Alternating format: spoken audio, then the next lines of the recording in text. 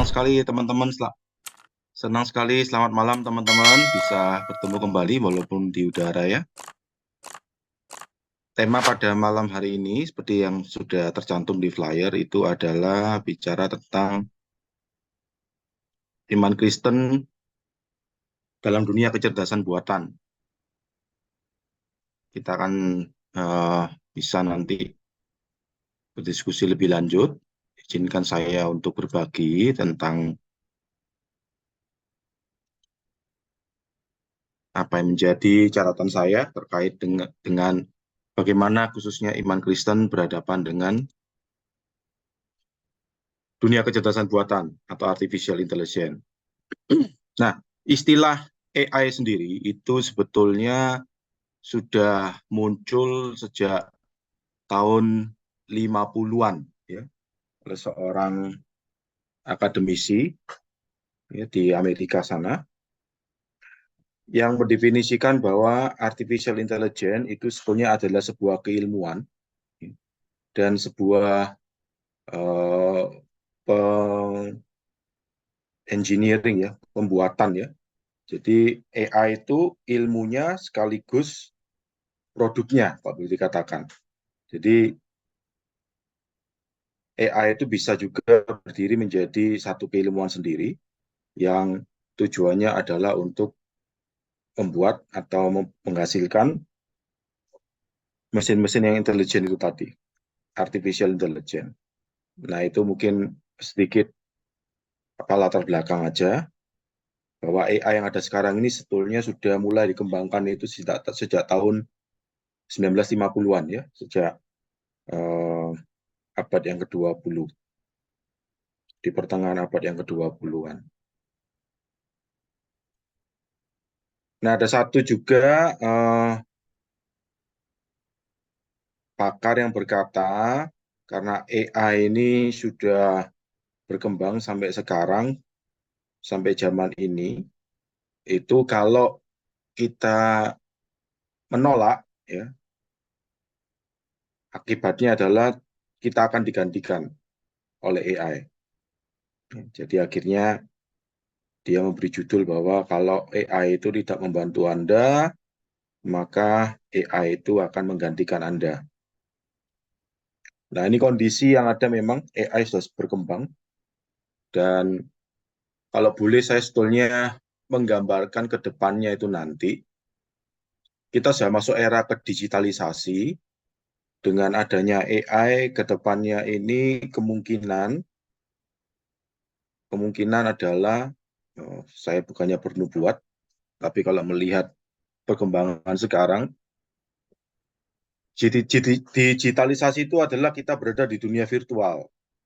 Jadi sesuatu yang tidak ada fisiknya, kita yang bertemu di dunia maya, ya, termasuk yang metaverse itu ya, di dunia maya. Nah, tapi dengan perkembangan AI ini, ke depannya nanti sesuatu yang maya itu akan dikembangkan untuk menjadi fisik. Jadi robot-robot yang kita ketemunya itu secara virtual, itu akan dijadikan secara fisik. Kalau saya pakai istilah itu, spektrumnya nanti itu, pendulumnya itu akan bergerak dari digitalisasi menuju kepada fisikalisasi.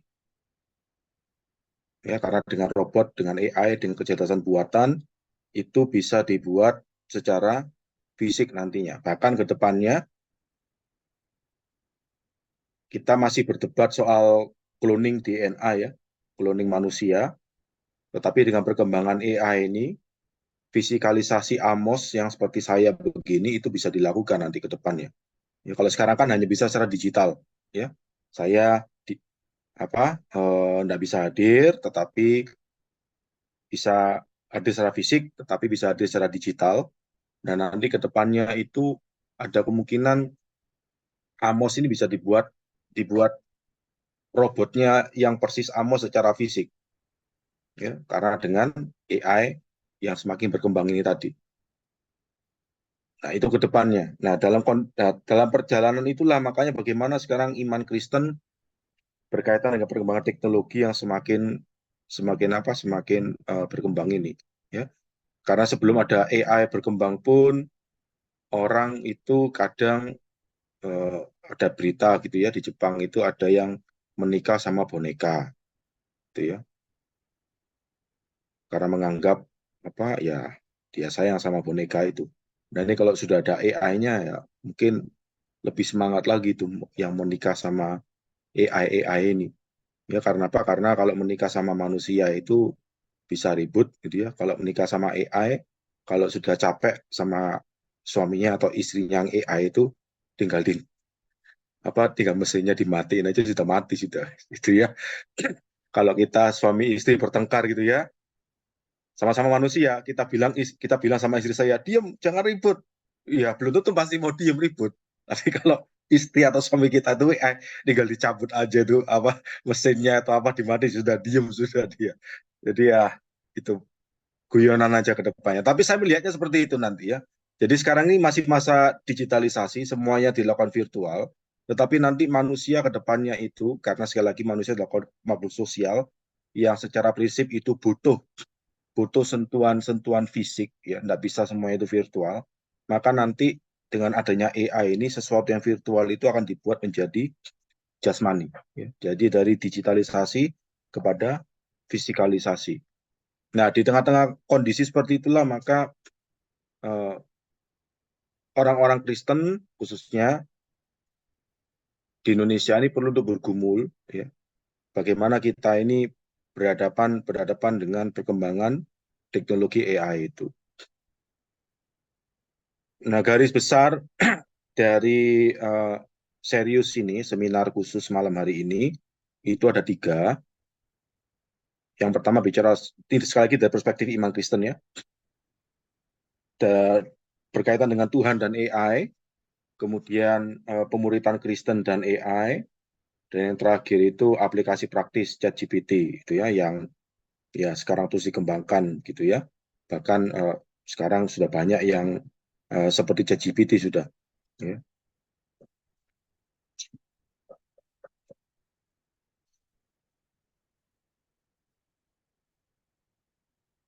Nah, ketika bicara soal Tuhan dan kecerdasan buatan AI, dalam studi yang saya lakukan, maka spektrum antara orang Kristen itu berdiri di antara di antara dua kubu.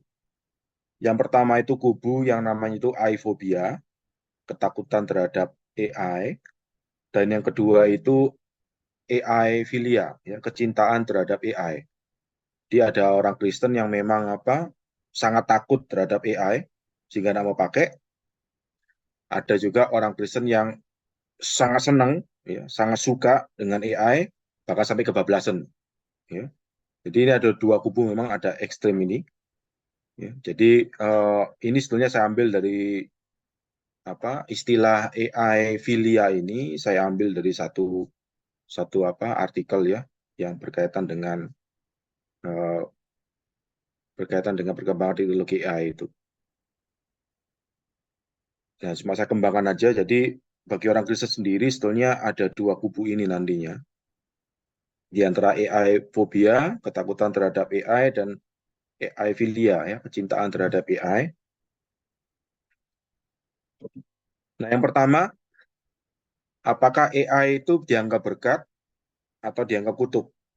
Ya, AI filia yang suka dengan AI itu pasti menganggap AI itu sebagai berkat, sedangkan AI fobia itu pasti menganggap AI itu sebagai kutuk. Nah, yang pertama, yang menganggap sebagai berkat akan meyakini bahwa AI itu dapat dilihat sebagai cara untuk memperluas kreativitas manusia dan penata layanan atas ciptaan, serta sarana untuk melayani orang lain dan memajukan kebaikan bersama. Jadi khususnya mereka yang ada di dalam tradisi yang mengimplementasikan penafsiran Kejadian 1 ayat 28 itu sebagai mandat budaya. Jadi ini adanya AI ini sebagai berkat supaya manusia ini bisa semakin dalam tanda kutip menguasai dan menaklukkan bumi, ya, seperti yang ada di dalam Kejadian 1 ayat 28, ya, yang ditafsirkan sebagai mandat budaya, dan implementasinya itu adalah dengan memberdayakan AI ini yang juga adalah hasil karya manusia. Dan ini mereka akan menganggap kecerdasan buatan itu sebagai sebuah berkat. Di sisi yang lain, ada yang beranggapan bahwa AI itu sebagai sebuah kutub. Ya. Kenapa ya? Karena orang Kristen lain mungkin melihat AI itu sebagai berhala potensial yang dapat mengalihkan perhatian dari Tuhan atau bahkan menggantikannya dalam kehidupan. Ya. Jadi ya samalah seperti ketika kita ini pengguna smartphone itu kan bisa juga pada akhirnya malah ya kitanya itu diperbudak oleh smartphone, ya. Bahkan sampai pada satu titik akhirnya kita sudah tidak peduli dengan apapun, hanya dengan smartphone itu aja. Saya pernah melihat satu berita, video berita gitu ya, saya lupa ingat di Instagram atau di TikTok begitu ya. Ada satu anak remaja itu yang gara-gara mainan smartphone itu sampai sakit tangannya itu, udah ada smartphone itu tangannya itu selalu bergerak-bergerak gini seperti kayak mijetin tombol-tombolnya smartphone itu, layar-layarnya gitu. Ya karena terlalu sering pakai smartphone-nya, akhirnya ketika smartphone-nya itu sudah tidak ada, tangannya tetap gini terus gitu. Jadi ya akhirnya ada memang orang-orang Kristen yang tidak mau menggunakan AI itu karena itu menjadi satu berhala potensial, gitu ya. Nah, itu kubu yang di sisi yang lain. Jadi yang pertama, ada yang menganggap, orang Kristen yang menganggap AI itu sebagai sebuah berkat. Orang Kristen yang kedua menganggap AI itu sebagai sebuah kutub. Kemudian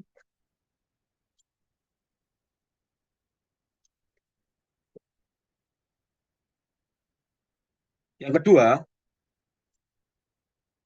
ada yang menganggap AI itu sebagai pelayan, ada yang menganggap AI itu sebagai tuan. Ya. Sebagai pelayan, ya, beberapa orang Kristen mungkin melihat AI sebagai cerminan gambar Allah di dalam diri manusia. Kenapa? Karena manusia itu ternyata mampu menciptakan mesin cerdas yang dapat meniru beberapa aspek kognisi dan perilaku manusia. AI dapat dilihat sebagai cara untuk mengekspresikan keunikan dan nilai sebagai manusia, serta sarana untuk meningkatkan kesehatan, pendidikan, dan produktivitas. Ya, jadi manusia itu sudah bisa membuat tiruannya melalui AI ini yang nantinya bisa menolong manusia untuk ya mengerjakan ya banyak hal gitu ya. Seperti Tuhan itu menciptakan manusia di dalam gambar dan rupanya, maka AI itu diciptakan oleh manusia di dalam gambar dan rupanya. Dan seperti Tuhan itu menempatkan manusia ciptaannya itu untuk bekerja, ya, mengelola taman, ya, untuk melayani, ya. Maka sama juga AI itu yang diciptakan menurut gambar dan rupa manusia, ya, sebagai penciptanya itu adalah berfungsi untuk melayani manusia. Jadi itu mereka yang menganggap AI ini menjadi sebuah pelayan.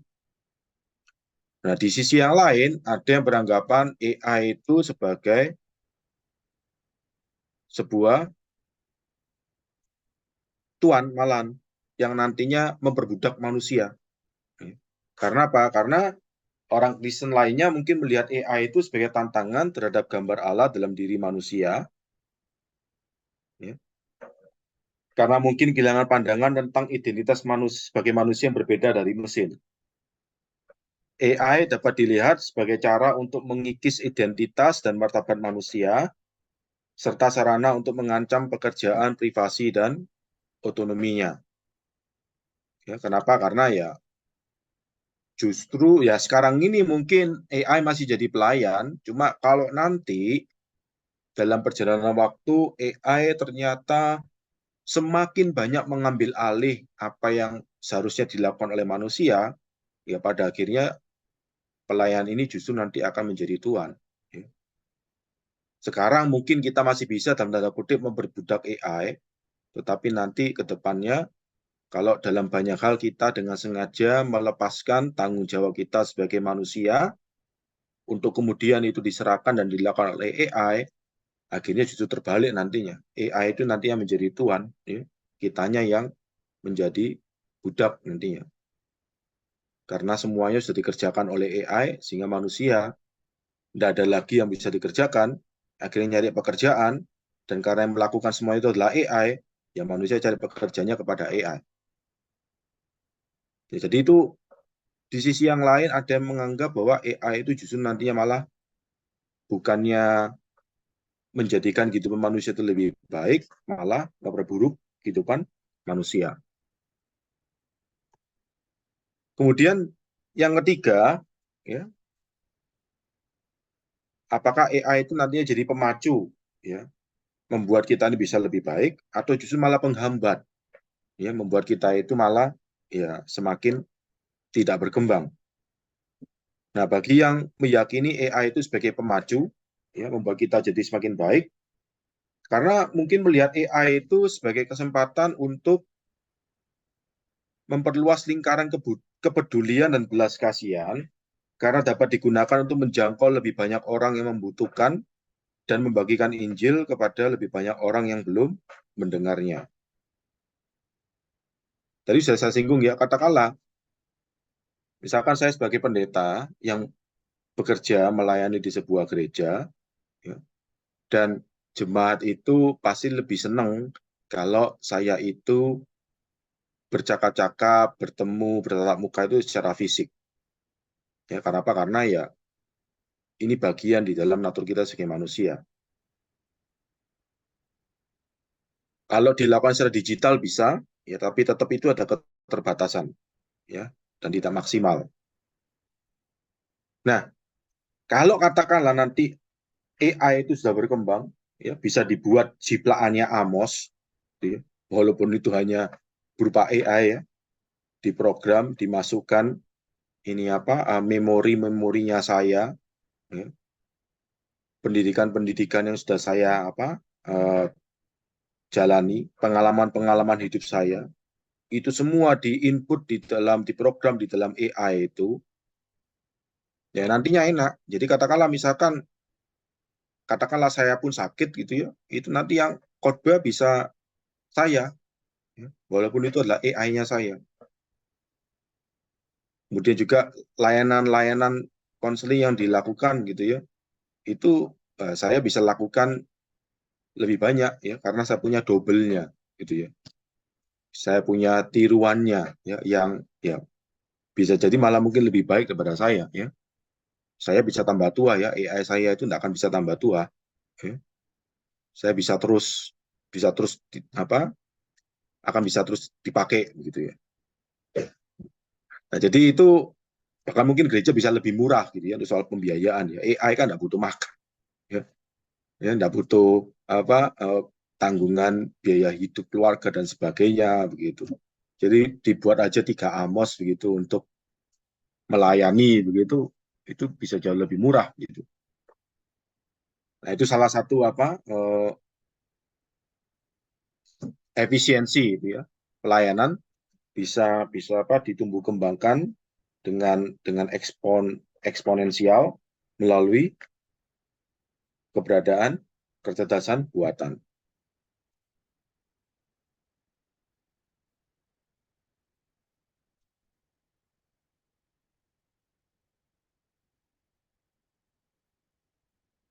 Kemudian yang berikutnya itu AI fobia. Nah, yang menganggap sebagai penghambat itu karena mungkin melihat AI itu sebagai ancaman terhadap ikatan sosial dan kewajiban moral, karena mungkin dapat membuat manusia menjadi lebih terisolasi dan acuh tak acuh terhadap orang lain. Ya, kenapa? Karena ya sudah punya AI, ya sudah ada AI-nya, sehingga tidak mau berbenturan dengan manusia yang lain, maunya hanya ya suasananya itu adem, nyaman, tidak ribut-ribut gitu ya, karena ya tidak ada perbedaan pendapat, tidak ada hal-hal yang bisa merusak suasana yang tenang damai itu. Ya, kalau sama orang lain beda pendapat, otot-ototan, nah itu bisa sampai apa? Ya nggak nyaman gitu ya, banding-banding meja, lempar-lempar dan sebagainya. Kalau sama AI itu sudah bisa diprogram. Kalau kita misalnya pakai ChatGPT gitu ya, kita ngasih tahu ChatGPT, kamu ini salah memberikan informasi. ChatGPT ini langsung minta maaf gitu ya. Minta maaf. Oh ya maaf, saya salah. Ini sekarang yang mau saya lanjut apa? Saya berikan sebagai alternatif gitu ya. Langsung jawab gitu ya. Coba kalau kita misalkan sama orang lain gitu ya, kita kritik, ini kamu salah gitu ya. Ya belum tentu orang lain langsung bilang minta maaf. Malah mungkin bilang, mosok, bukan kamu yang salah. Wah repot, nggak selesai-selesai ya. Suasana jadi bisa nggak nyaman, akhirnya malah bisa ribut. Nah akhirnya ya mereka yang berpendapat AI itu sebaiknya tidak digunakan. Nah ini akan justru membuat orang itu lebih suka ya nih berrelasi dengan AI karena ya lebih mudah diatur, tetap bisa nyaman, itu ya. Sedangkan kalau berrelasi dengan manusia yang betul-betul manusia bukan AI itu ya bisa ribut. Jadi itu kedepannya ya berkaitan dengan dua kubu ini. Nah, sehingga pertanyaannya mengapa kok bisa ada dua pandangan yang berbeda itu ya, ada dua kubu yang berbeda itu ya. Ada satu yang suka, ada satu yang cinta, ada satu yang takut ya, benci terhadap AI. Nah, saya melihatnya ini bisa terjadi ya karena memang orang Kristen itu hidup di dunia berdosa yang sedang digarap oleh Tuhan. Ya, ciptaan yang sekarang ini sudah jatuh dalam dosa dan ketika Kristus datang itu untuk menggarap, ya, membereskan dan ini sedang dalam proses membereskan sampai nantinya ketika Kristus datang kedua kali untuk kemudian menghadirkan yang sempurna itu. Nah, orang Kristen sendiri sekarang dalam perjalanan di proses itu tadi. Dan yang namanya proses itu pasti ada pergumulan, ya, karena kita ini manusia. Ya, kita bersyukur kita ini manusia. Kalau robot, ya itu produknya bisa dibuat otomatis, produknya bisa satu macam. Kenapa bisa lebih dari satu macam? Ya karena kita ini manusia, kita bukan robot. Perbedaan pendapat itu ada. Karena dalam proses ketika kita itu dikuduskan oleh Tuhan, ya, menghidupi hidup yang sudah ditebus oleh Tuhan Yesus itu, ya, pasti ada pergumulan, pasti ada kesulitan, jatuh bangun. Nah, disinilah justru iman Kristen itu bisa melihat dan bisa semakin mengandalkan Tuhan di dalam hidup mereka di tengah-tengah kondisi yang ada. Karena itu saya tidak mengatakan yang AI filia itu 100% salah. Yang AI fobia itu 100% benar atau sebaliknya. Yang AI filia itu 100% benar, yang AI fobia itu 100% salah. Tidak.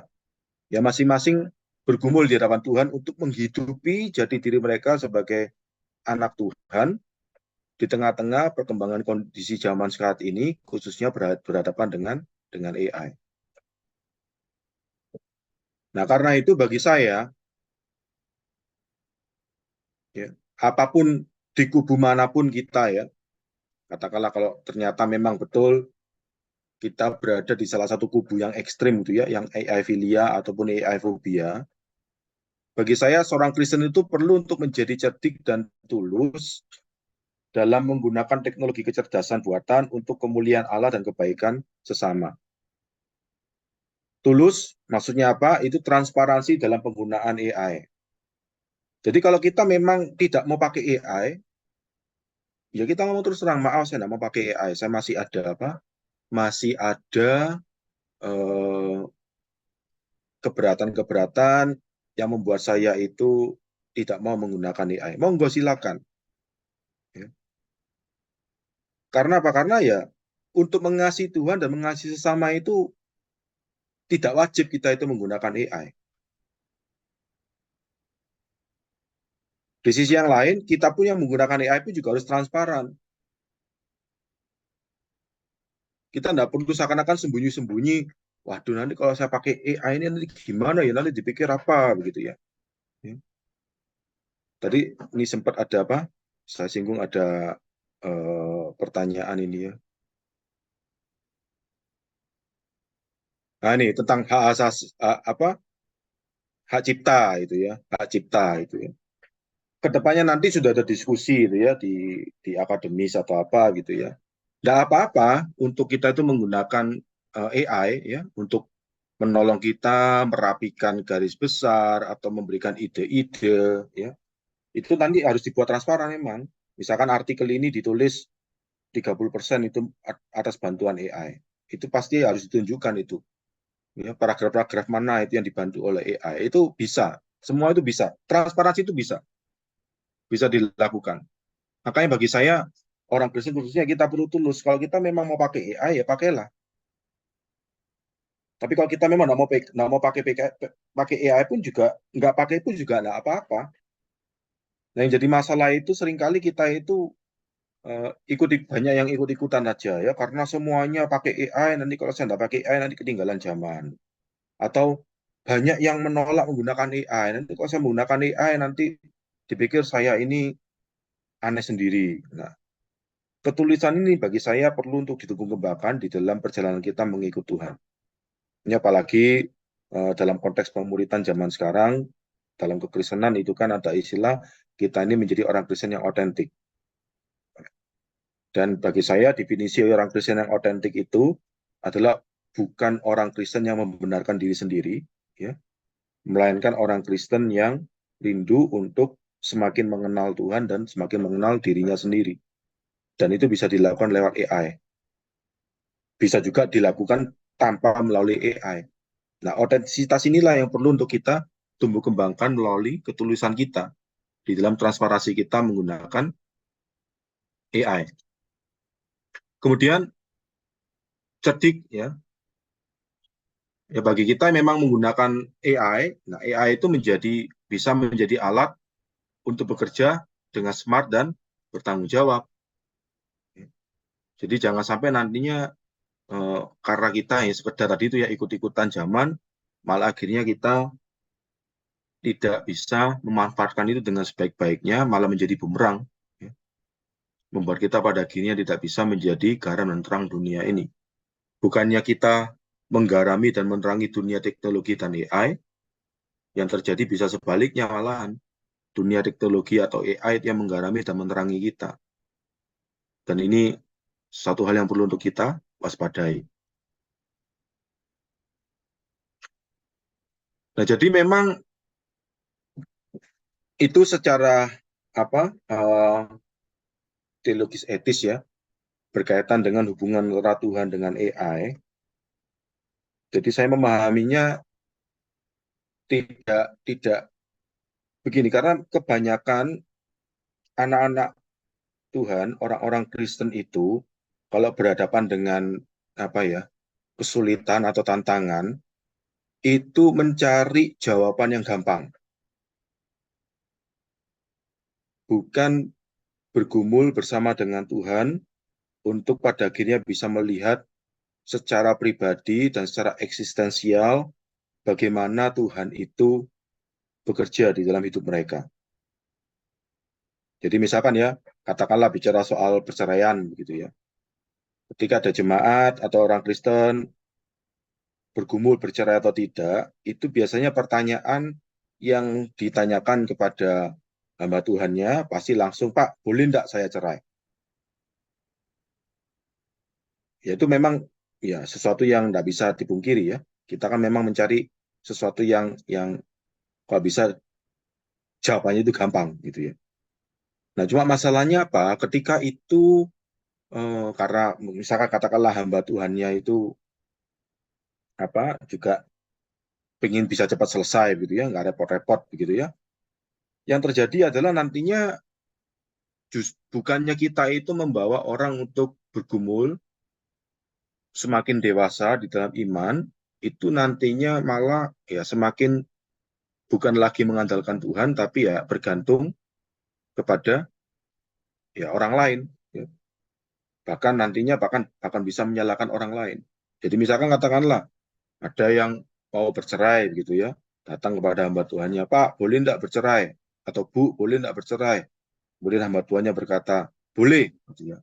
Dan kemudian ternyata mereka bercerai Dan setelah mereka bercerai, kemudian ternyata ya keluarga ini bukannya jadi semakin baik, malah semakin tidak karu-karuan gitu ya. Anak-anaknya tidak ada yang mau pelihara, ya. Suami istri ini akhirnya malah wah jadi kacau balau hidupnya gitu ya. Kemudian ketika ditanya, ketika mereka kemudian ada temennya tanya sama mereka gitu ya, kamu ini kenapa kok bisa cerai kayak gini? Lihat kan hidup ini tambah susah gitu ya, tambah nak karu-karuan. Ya mereka bukannya bertanggung jawab untuk menggarap hidup mereka, ya mereka pasti akan langsung menyalahkan orang lain. Kenapa? Jadi kan sama hamba Tuhan boleh kok bercerai kok. Kalau saya tahu hidup saya kayak gini, ya mesti hamba Tuhan itu kan jangan langsung aja ngomong gitu ya toh. Boleh gitu. Atau di sisi yang lain katakanlah langsung juga jawab tidak boleh begitu ya. Oh, tidak boleh. Kemudian ternyata terjadi KDRT yang terberat sampai akhirnya koma gitu ya pasangannya. Yang disalahkan masih hamba Tuhannya. Sama hamba Tuhan tidak boleh cerai. Jadi akhirnya bukannya seorang anak Tuhan itu mengasihi Tuhan dengan segenap akal budinya, bergumul gitu ya, tetapi mencari jalan yang gampang gitu ya.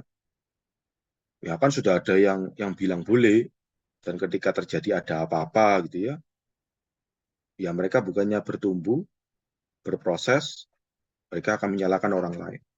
Ya sama juga berkaitan dengan pergumulan ketika seorang Kristen bergumul dengan menggunakan AI ataupun tidak menggunakan AI. Kalau jawabannya seperti tadi itu boleh atau tidak boleh, ya, dan tanyanya itu kepada hamba Tuhan, dan hamba Tuhan itu tidak bijaksana di dalam mengarahkan, ya nantinya yang terjadi adalah lebih banyak kita mendidik orang-orang itu, para anak Tuhan itu, orang-orang Kristen itu, ya orang yang cuma ikut arus saja. Bukannya mereka dibimbing untuk bergumul, untuk berproses, ya. Karena ada kemungkinan, ada satu anak Tuhan itu merasa dalam pergumulan bersama dengan Tuhan, saya tidak mau pakai AI. Saya bisa hidup saya ini tidak pakai AI. Di sisi yang lain ada yang bergumul, saya ini harus pakai AI. Karena AI ini yang akan menolong saya.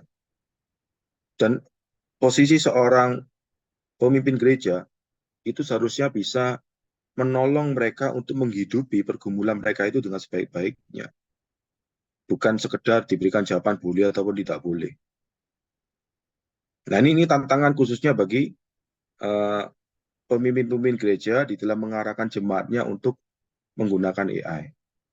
Karena tiap-tiap konteks mungkin akan bisa berbeda nantinya.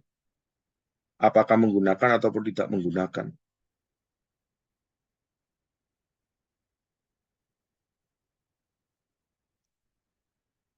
Nah, karena itu saya lanjut ke bagian berikutnya. Pemuritan Kristen dan AI. Ini beberapa petunjuk untuk mentaati Tuhan di tengah kemajuan teknologi kecerdasan buatan. Tadi ya saya katakan, kita jangan bagi saya, jangan segampang mengatakan boleh atau tidak boleh ya, menggunakan AI ya, untuk orang Kristen khususnya. Yang pertama adalah, apapun nantinya keputusan yang kita ambil, ya, saya mau pakai AI ataupun saya mau tidak pakai AI, kita harus mengakui bahwa AI itu adalah ciptaan manusia. Dan karenanya adalah gambar manusia. Makanya namanya itu E-nya ini tidak boleh dilupakan. Artificial, buatan. Yang buat itu manusia. Ya, sehingga AI itu bukanlah saingan atau ancaman terhadap kedaulatan Tuhan, tetapi alat yang dapat digunakan untuk tujuan baik atau jahat. Ya, jangan sampai ketika kita memutuskan untuk menggunakan AI misalnya, itu karena kita beranggapan bahwa wah seakan-akan kalau tidak ada AI ini, hidup saya ini tidak semakin utuh gitu ya. Seakan-akan belahan jiwa saya ini kehilangan. Nah, ini sekali lagi menjadikan AI itu seperti saingan ya terhadap kedaulatan Tuhan. Atau di sisi yang lain, yang menolak AI itu seakan-akan apa ya? AI itu menjadi satu momok yang memiliki kuasa melebihi Tuhan. Ya, kenapa? Karena ketakutan sih, takut seperti apa? Kok kita dulu pernah lihat film yang judulnya Matrix itu ya, yang trilogi itu ya, di mana manusia itu ternyata dibuat vegetatif begitu ya, dikasih colokan gitu di belakang ini ya, belakang lehernya dibuat tidur untuk jadi apa? Jadi baterai bagi apa? Bagi satu mesin yang raksasa itu, dan kita ini hanya tinggal di dalam sebuah dunia virtual gitu ya, atau yang sebetulnya tidak real, tapi karena dibuat sedemikian rupa sehingga ya sepertinya real gitu. Nah, sehingga kita yang menolak AI itu punya anggapan, wah seakan-akan AI ini bisa mengalahkan Tuhan, menjadi ancaman dari kedaulatan Tuhan. Nah, jadi apapun keputusan yang kita ambil, kita jangan sampai melupakan ini, bahwa AI itulah ciptaan manusia, dan karena itu adalah gambar manusia, buatan atau artificial. Sehingga AI itu bukan saingan atau ancaman terhadap kedaulatan Tuhan. Ya, itu hanyalah alat yang dapat digunakan untuk tujuan baik atau jahat. Sehingga kita mau pakai ataupun tidak pakai AI, jangan sampai alasan kita memakai ataupun tidak pakai AI itu berdasarkan ya karena AI ini menjadi saingannya Tuhan atau menjadi ancaman terhadap kedaulatan Tuhan.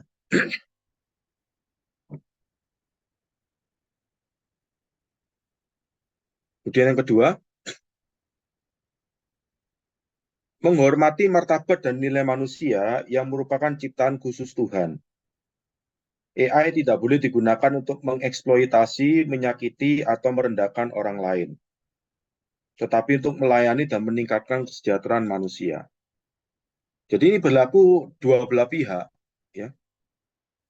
Jadi jangan sampai yang pakai AI itu merendahkan yang tidak pakai AI, mengatakan bahwa kamu ini orang ketinggalan zaman, kamu ini orang yang tidak mau berubah, gitu ya. Sama juga yang tidak pakai AI pun jangan sampai juga merendahkan yang pakai AI dengan berkata kamu ini sudah terkontaminasi oleh dunia ini, kamu ini sudah tidak lagi murni mau ikut Tuhan dengan setia.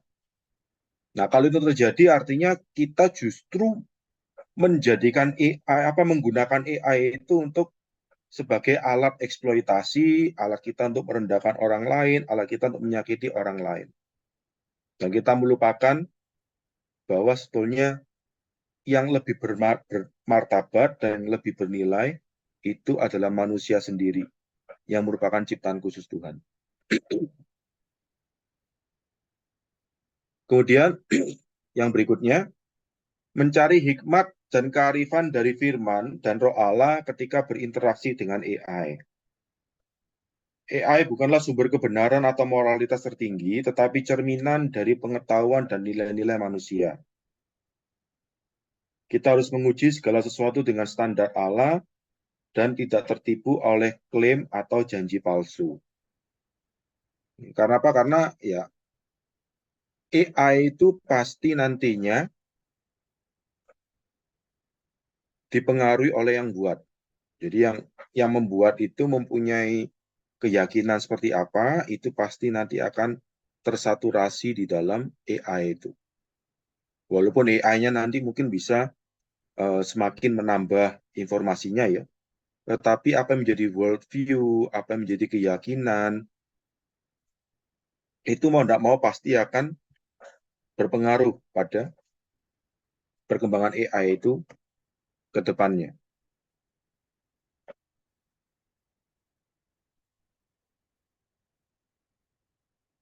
Kemudian tunjukkan cinta dan kebaikan kepada mereka yang membuat dan menggunakan AI.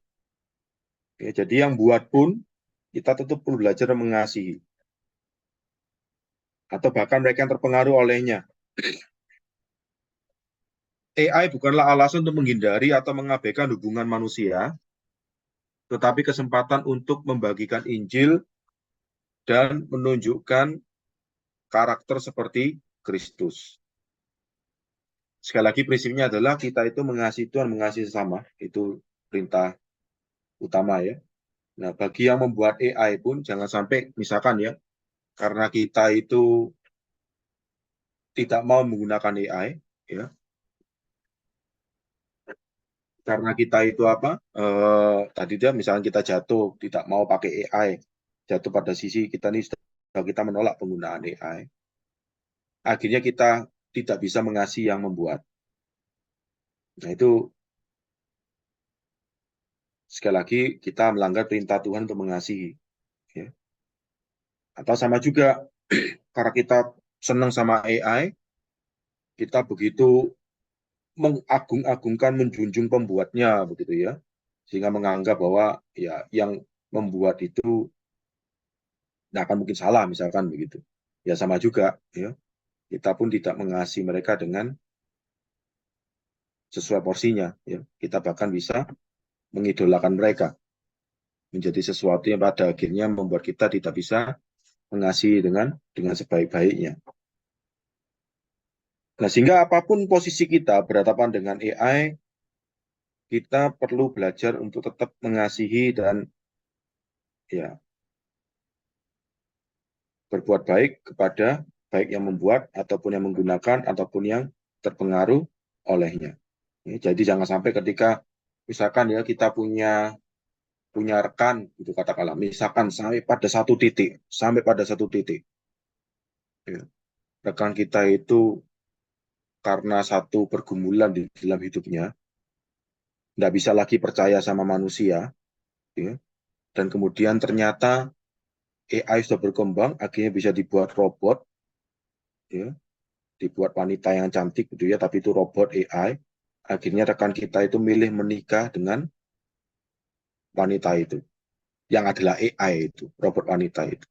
Nah, apa harus kita lakukan? Apakah kita menganggap dia itu orang gila, nggak perlu dikasihi, kita perlu apa hindari, kita jauhi?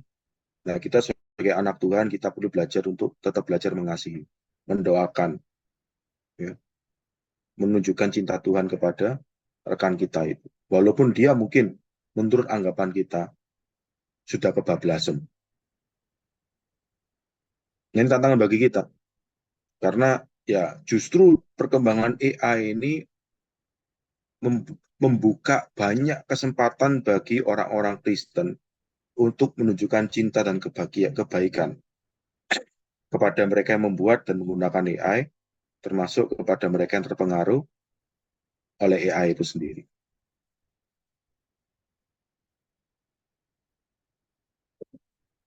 Nah, ini saya bagi yang ini ya, yang memang mau pakai AI, gitu ya. Ini saya cuma berikan beberapa aplikasi praktis ChatGPT untuk pemuritan Kristen. Ya, bagi yang mau pakai AI, ini ChatGPT ini AI chatbot, gitu ya. Jadi AI yang dibuat dalam bentuk chat, gitu ya, yang bisa berinteraksi dengan kita. Ya, sudah banyak ini yang apa, yang ChatGPT ini dibuat, ya tadi ya dibuat kayak semacam robot-robotan begitu, itu sudah ada, gitu ya, yang langsung bisa berinteraksi, gitu ya, yang ada fisiknya, gitu, yang bisa kita apa ajak ngomong-ngomong itu sudah ada di YouTube, itu bisa dilihat. Bapak Ibu bisa temukan itu sudah ada. Nah, tapi ini ChatGPT yang masih dalam bentuk chatbot, gitu ya, yang kita bisa pakai secara free, gitu ya. Kalau pakai versi yang paling baru memang harus bayar. Dia sekitar 1 bulan tuh bayar $20 kalau nggak salah saya. Ya, saya sih pakai yang free aja, sudah bisa apa uh, memberikan contoh ini. Ya, jadi ini ada contoh-contoh yang bisa dipakai untuk pemuritan Kristen, gitu ya. Misalkan ini ya, uh, ChatGPT itu dapat membantu dalam doa. Ya. Kadang-kadang orang Kristen mungkin bergumul untuk menemukan kata-kata yang tepat untuk mengekspresikan pikiran dan perasaan mereka kepada Tuhan. Ya, ChatGPT dapat membantu dengan membuat petunjuk doa berdasarkan masukan. Misalnya, seseorang dapat mengetik, Tuhan, saya berterima kasih untuk, ya karena mungkin ingin, saya ini mau terima kasih, tapi bingung saya ini, banyak yang mau saya ucapkan terima kasih nih kepada Tuhan. Tapi apa ya kira-kira? Nah, bisa ngetik itu, kemudian ChatGPT akan menyarankan beberapa hal yang dapat disyukuri oleh orang Kristen. Ya. Petunjuk ini dapat digunakan sebagai titik awal untuk doa atau bahkan seseorang dapat membiarkan ChatGPT menghasilkan seluruh doa. Ini contohnya ya. Nah ini ya, ini di ChatGPT-nya langsung. Jadi kita ketik, Tuhan, saya berterima kasih untuk, ya ChatGPT-nya pasti jawab ya, saya tidak bisa menjadi Tuhan dan seterusnya gitu ya. Nah, ada ini ya, berterima kasih, kita bisa berterima kasih kepada Tuhan untuk orang yang telah memberikan bantuan atau dukungan. Jadi misalkan hari ini kita tuh mau berterima kasih kepada Tuhan karena siapa ya yang hari ini menolong saya atau memberikan dukungan kepada saya. Ya. Jadi misalkan setelah baca ini kemudian kita coba pikir, oh iya, hari ini nih saya ada temen yang apa waktu lagi break gitu ya atau di kantor gitu ya, ada temen itu tiba-tiba nawarin untuk buatin saya kopi. Nah, itu kita bisa berterima kasih kepada Tuhan, bersyukur ada orang yang telah ya memberikan bantuan kepada kita. Ya. Atau yang nomor dua, nomor tiga, misalkan itu ya, kita diingatkan, oh ya sih ini ada beberapa yang saya ini bisa berterima kasih kepada Tuhan. Nah, jadi kita bisa pakai petunjuk-petunjuk ini misalkan ya, untuk kita itu bersyukur kepada Tuhan ya atas beberapa hal yang disarankan oleh ChatGPT ini. Nah, itu salah satu cara ya kita bisa menggunakan ChatGPT untuk mengembangkan kehidupan doa kita ya, supaya kita bisa lebih detail, lebih spesifik di dalam kita itu bersyukur kepada Tuhan. Kenapa? Karena dengan kita ini melakukan doa kita itu dengan lebih detail, lebih spesifik, itu menolong kita untuk kita itu bisa semakin ya menggunakan waktu kebersamaan kita dengan Tuhan ini dengan sebaik-baiknya. Karena kalau cuma umum aja ya, Tuhan terima kasih hari ini Engkau sudah berkati saya, terima kasih Tuhan, di dalam nama Bapa, Putra, dan Roh Kudus, amin. Ya itu cuma nggak ada 1 menit gitu. Ya, itu kayak semacam apa ya doa yang sekedar menjadi apa menjadi laporan menjadi apa menjadi rutinitas yang ya yang tidak tidak yang tidak menyentuh hati kita secara langsung. Ya.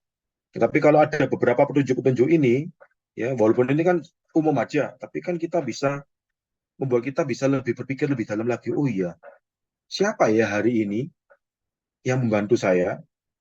Dan dari situ kita diingatkan, oh ada teman, ada siapa? Ya, kita bisa berterima kasih kepada itu menolong kita untuk bisa semakin intim dengan Tuhan. Bukan sekedar ya kayak laporan gitu ya. Laporan selesai, kemudian bubar gitu. Nah, ini salah satu manfaat kalau kita memang mau menggunakan ChatGPT. Atau kalau kita apa ingin bisa lebih apa lebih detail lagi, kita bahkan bisa minta ChatGPT untuk buatkan doanya. Ya.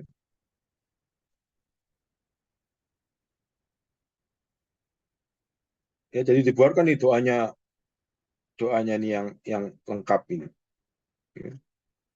Ya, ini kita bisa pakai, kita bisa kembangkan sendiri ya secara pribadi ya, bukan cuma sekedar baca saja di sini ya, menolong kita untuk lebih apa ya, lebih personal lagi, lebih intim lagi untuk kita nih bisa berrelasi dengan Tuhan. Ya. Nah, apakah sekali lagi kalau kita memang nggak mau pakai ini juga nggak masalah sebetulnya. Ya. Kalau kita mau pakai ini juga nggak masalah. Nah, cuma sekali lagi perlu diingatkan bahwa jangan sampai baik yang pakai atau tidak pakai itu nantinya tadi itu ya malah justru kehilangan kasih dan kebaikan yang sesungguhnya yang Tuhan ingin hadir di dalam kehidupan kita. Baik yang pakai ChatGPT ataupun yang tidak pakai ChatGPT.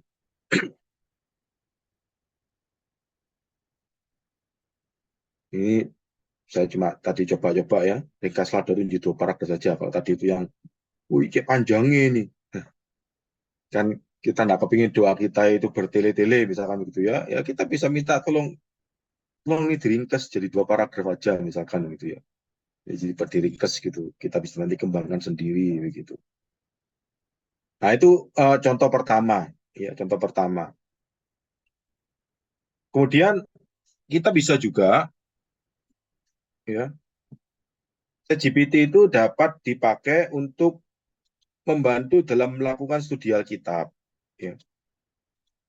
Misalkan ketika kita di kelompok kecil kita ingin berbagi tentang firman Tuhan, begitu ya, dan materinya itu bebas, katakanlah begitu. Nah, kita bisa pakai ChatGPT itu. Ya, enggak apa-apa nanti ketika persekutuan kita bilang, transparan aja ya, toh. Oh ini, ketika saya nyampaikan ini, materi ini saya dibantu oleh ChatGPT. Ya, kalau kita memang mau pakai ChatGPT itu. Jadi misal, ya, kita mau diskusi tentang Yohanes 3:16, misalkan begitu ya. Jadi di ChatGPT itu kita bisa ketik ya pertanyaan-pertanyaan untuk Yohanes 3:16. Nah, ChatGPT akan mengajukan beberapa pertanyaan tentang ayat tersebut. Ya, untuk apa? Untuk menjadi prompt kita, ya, menjadi bahan kita untuk berdiskusi, gitu ya, di kelompok kecil kita misalnya. Nah, kita hanya bisa minta ke ChatGPT pertanyaannya, atau sekaligus juga kita bisa minta ChatGPT untuk menjawabnya sekalian. Ini sebagai bahan pembanding nantinya di dalam diskusi kita. Itu bisa dilakukan dibantu oleh ChatGPT. Jadi misalkan begini, ini ya, prompt-nya pertama-tama di Yohanes 3:16. Nah, jadi ChatGPT memberikan 10 pertanyaan ini. Nah, jadi nantinya ya, kita bisa pilih ya, misalkan kalau waktunya mungkin terbatas, gitu ya, kita mungkin cuma pilih 5 dari 10 ini, gitu ya, pertanyaan-pertanyaan yang bisa kita pakai sebagai bahan diskusi. Nah, kita juga bisa kalau ingin tahu kira-kira kalau ChatGPT sendiri jawabnya itu seperti apa. Nah, ini ada jawaban-jawaban yang ada nih yang diberikan ini. Ini ya, bisa dipakai. Ya, sekali lagi, ya kita perlu tadi dia cerdik dalam arti apa ya, ini tetap perlu kita olah. Ya. Karena sekali lagi di awal, sudah dikatakan ChatGPT sendiri sudah mengatakan, ini ya sesuai dengan nantinya tradisi-tradisi yang ada dalam kekristenan itu sendiri di dalam menjawabnya. Belum tentu itu identik jawabannya nanti. Ya. Tapi setidaknya kalau kita memang menggunakan ChatGPT, ini nanti akan bisa memberikan semacam masukan kepada kita untuk kita olah, kita kemudian coba untuk menjawab sendiri, ya. Baru kemudian kita bawa ke kelompok sebagai bahan persiapan kita untuk nanti kemudian di kelompok itu kita bisa diskusikan bersama. Itu yang terakhir, tips yang terakhir itu ChatGPT bisa dipakai untuk kita itu berbagi Injil, memberitakan Injil. Ya. Jadi Injil adalah kabar baik tentang Yesus Kristus bahwa orang Kristen dipanggil untuk berbagi dengan orang lain. Tetapi kadang-kadang mereka mungkin merasa gugup atau tidak siap untuk melakukannya. ChatGPT itu dapat membantu dengan membuat naskah percakapan berdasarkan orang yang ingin diajak bicara oleh orang Kristen. Katakanlah kita punya teman yang ateis. Kita ingin mencoba untuk memberitakan Injil kepada teman kita yang ateis itu. Ya kita mungkin bingung, kita mungkin kagok, aduh, gimana ya? Apa yang bisa saya lakukan ya supaya saya itu bisa memberitakan Injil kepada teman kita itu yang ateis itu.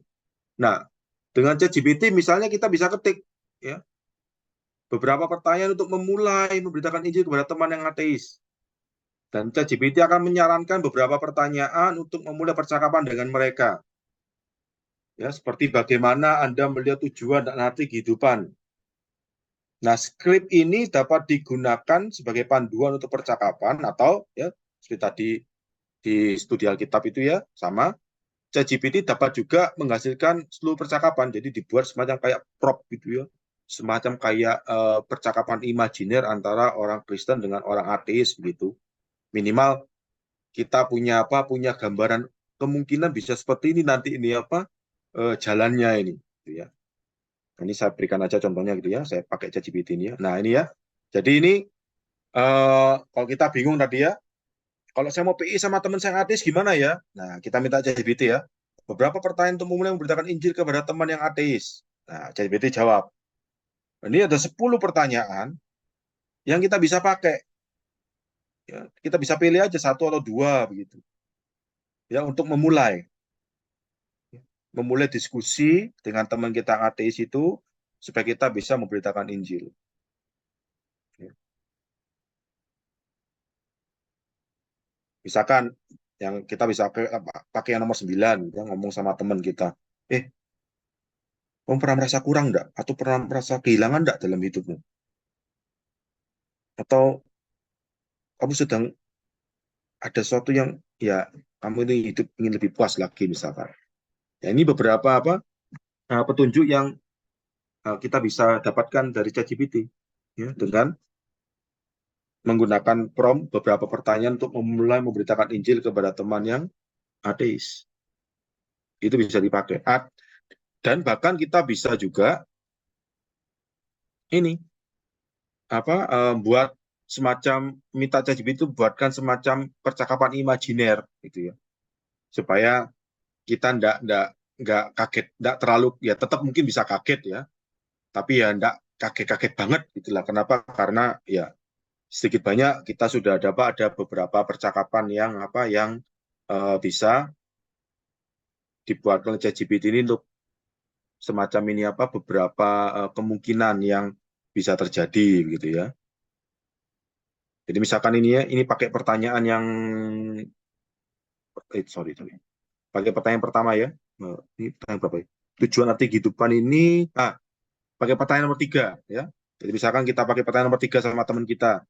Bagaimana Anda melihat tujuan arti kehidupan?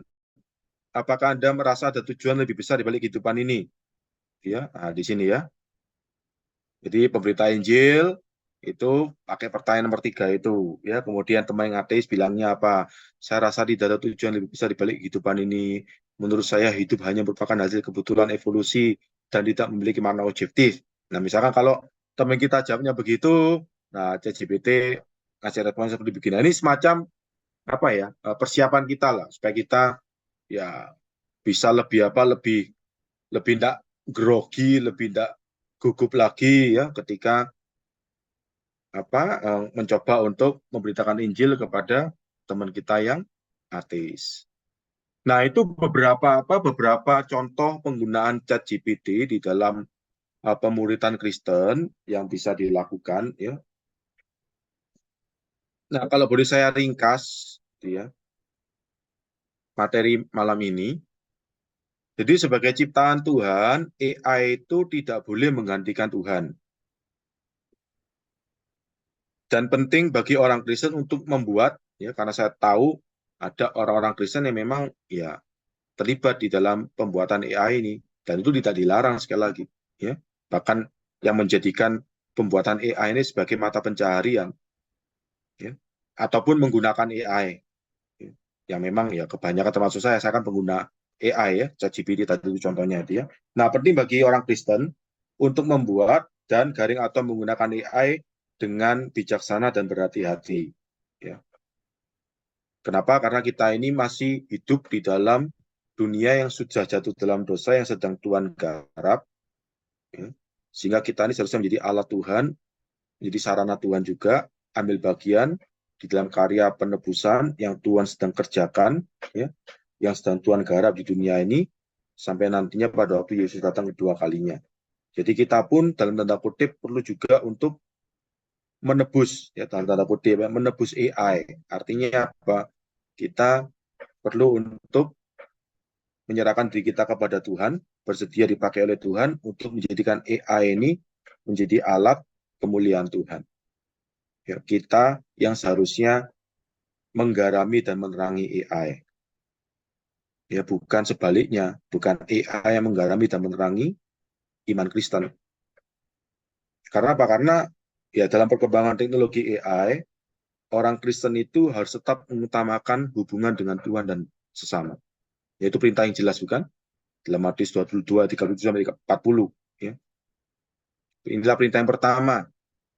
Kasihlah Tuhan Allahmu dengan segenap akal budimu, segenap hatimu, dan segenap kekuatanmu. Dan perintah yang kedua, yang sama dengan perintah itu adalah, kasihlah sama manusia seperti dirimu sendiri. Dan ayat 40 dikatakan apa? Di atas kedua perintah inilah bergantung seluruh kitab Taurat dan kitab para nabi. Artinya apa? Ini memang dua perintah yang menjadi esensi hidup Kristiani. Ya, termasuk esensi di dalam kita itu berhadapan dengan teknologi AI. Jangan sampai ketika kita menggunakan teknologi AI, kita akhirnya mengabaikan ya kasih kepada Tuhan dan kepada sesama. Dan sama juga kita pun yang berada dalam posisi ya tidak bersedia menolak penggunaan AI, jangan sampai kita juga jatuh juga pada lupa bahwa kita ini juga perlu mengasihi Tuhan dan mengasihi sesama.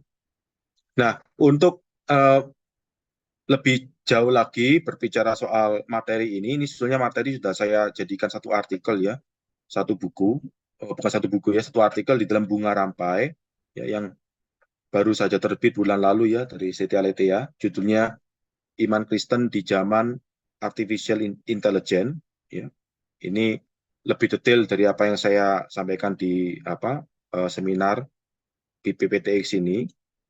Itu apa? Saya masukkan aja ini. Kalau Bapak Ibu ingin sorry ya, di chatnya ini.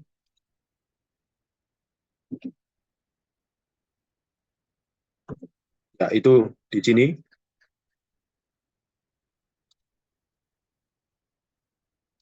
Kalau Bapak Ibu ingin membaca artikel yang saya tulis, ya judulnya sama, Iman Kristen di Zaman Artificial Intelligence.